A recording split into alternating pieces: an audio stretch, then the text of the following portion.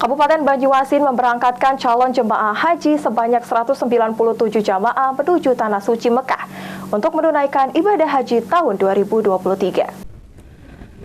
Total 197 jamaah haji Kabupaten Banyuasin akan diberangkatkan menuju Tanah Suci, yang terdiri dari jamaah haji reguler yang pada tahun 2020, 2021, 2022 sempat tertunda keberangkatannya, ditambah dengan jamaah keberangkatan untuk tahun 2023. Untuk jamaah haji lansia, keberangkatan tahun ini berjumlah 10 orang, yang tertua berumur 94 tahun, jamaah asal Kecamatan Talang Kelapa.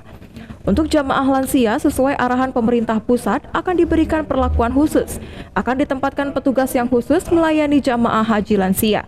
Dibandingkan tahun sebelumnya, pada tahun ini persyaratan untuk jamaah haji tidak begitu ketat. Sejak melandanya kasus COVID-19 di sejumlah negara termasuk Indonesia. Tahun ini, jemaah haji Kabupaten Banyuasin tergabung di kloter 18. Akan diberangkatkan dari Banyuasin ke embarkasi pada tanggal 16 Juni 2023 dan akan diterbangkan dari embarkasi menuju Mekah pada tanggal 17 Juni 2023. Jemaah haji akan diberangkatkan dari Kabupaten Banyuasin. Tahun ini ada namanya jemaah haji reguler. Jemaah haji reguler ini yang tertunda di tahun 2020 dan jemaah tahun 2022 dikarenakan COVID kemarin.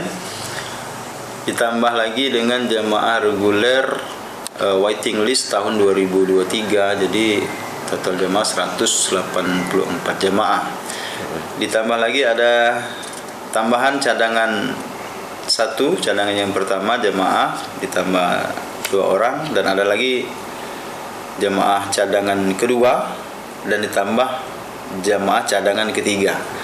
Jadi total dari Banyuasin termasuk tambahan tadi 197 jamaah.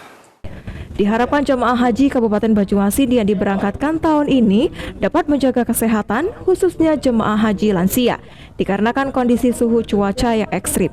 Jemaah dihimbau untuk selalu mematuhi setiap aturan dan menyiapkan dokumen yang diperlukan demi kelancaran proses ibadah haji. Muhammad Maulana, PAL TV.